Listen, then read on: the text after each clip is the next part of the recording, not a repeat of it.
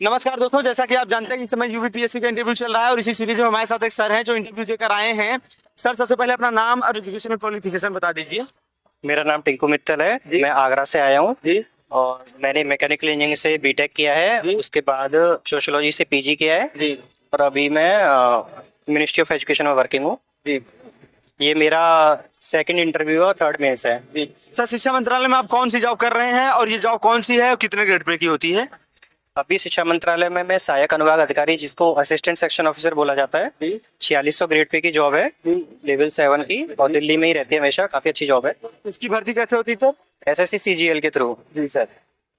तो सर, आपके साथ बड़े भैया भी हैं। जी भैया जी, बताइए सर ने किस प्रकार का हार्डवर्क किया जो आज यहाँ पहुंचे आपका नाम रोशन कर रहे हैं? भैया, हमारे माता पिता की तपस्या और भाई की मेहनत, गुरुजनों का आशीर्वाद, ठाकुर जी की कृपा रही, वो रंग लाएगा। और काफी स्ट्रगल किया। हाई स्कूल और इंटर में दोनों साल डिस्ट्रिक्ट टॉपर रहा था। हमारे खिरार के नगर अध्यक्ष चेयरमैन श्री अनिल कुमार गर्ग जी ने फिर हाई स्कूल के बाद में पूरी पढ़ाई का खर्चा हमारे समाज ने इनके लिए उठाया था। इन्होंने एनआईटी इलाहाबाद से बीटेक किया। अच्छा। उसके बाद में जॉब भी की प्राइवेट डिजाइन इंजीनियर लावा कंपनी में। और उसके बाद इनका जो अंदर से एम था वो यूपीएससी था। 3 बार यूपीएससी का मेंस भी लिख चुके हैं। यूपीपीसीएस का ये दूसरा इनका इंटरव्यू है। और पिताजी अभी हमारे नहीं रहे। माँ की सेवा और समाज की सेवा हम कर पाए, यही उद्देश्य है। मैं भी रेलवे में सीटीआई हूँ इस समय, तो हम भी साथ में आए थे। मैं देखें भाई का और यहाँ का जो है हवा कैसी है, कैसा माहौल रहता है, काफी अच्छा लगा। सर, रेलवे में कौन सा कार्य कर रहे हैं आप? मैं रेलवे में टीटी हूँ, सीटीआई पद है मेरा। टीटी हैं? हाँ जी। जी सर, थैंक यू टीटी साहब। सर, ये बताइए, भैया जी टीटी हैं, आप मिनिस्ट्री ऑफ एजुकेशन में खुद शिक्षा मंत्रालय में हैं, एसडीएम क्यों बनना चाहते हैं? देखो, अभी जो मैं वर्क कर रहा हूँ, जैसे एजुकेशन मिनिस्टर है, वो एक लिमिटेड दायरे में केवल शिक्षा के क्षेत्र में काम कर रहा हूँ।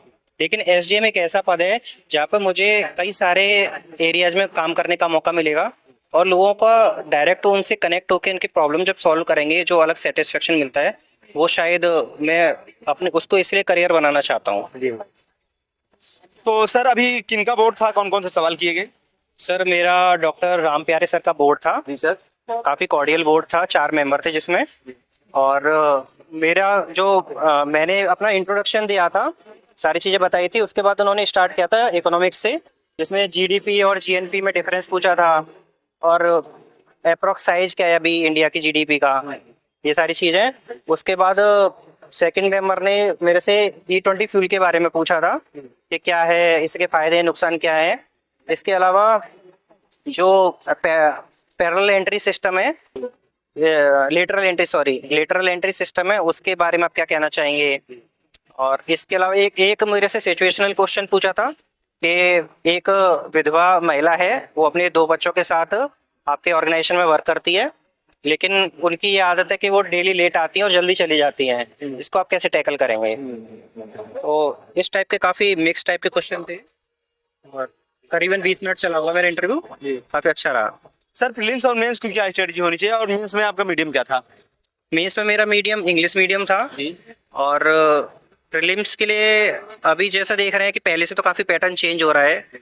तो देखो, मेन चीज तो हमारा जो बेसिक चीजें हैं वो तो स्टैंडर्ड बुक से सारे लोग पढ़ते हैं, लेकिन उसके साथ मैं तो कहूँगा PYQ जरूर करना चाहिए सभी लोगों को।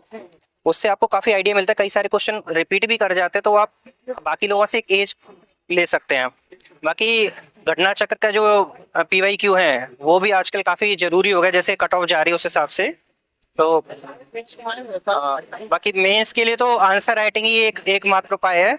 अगर आप आंसर राइटिंग अच्छे से करते हैं तो आप शायद अपना टाइम मैनेजमेंट अच्छे से कर पाएंगे। और वही चीज है, अगर आप टाइम से पूरा पेपर कंप्लीट कर रहे हैं तो आपका इंटरव्यू कॉल तो आ ही जाएगा।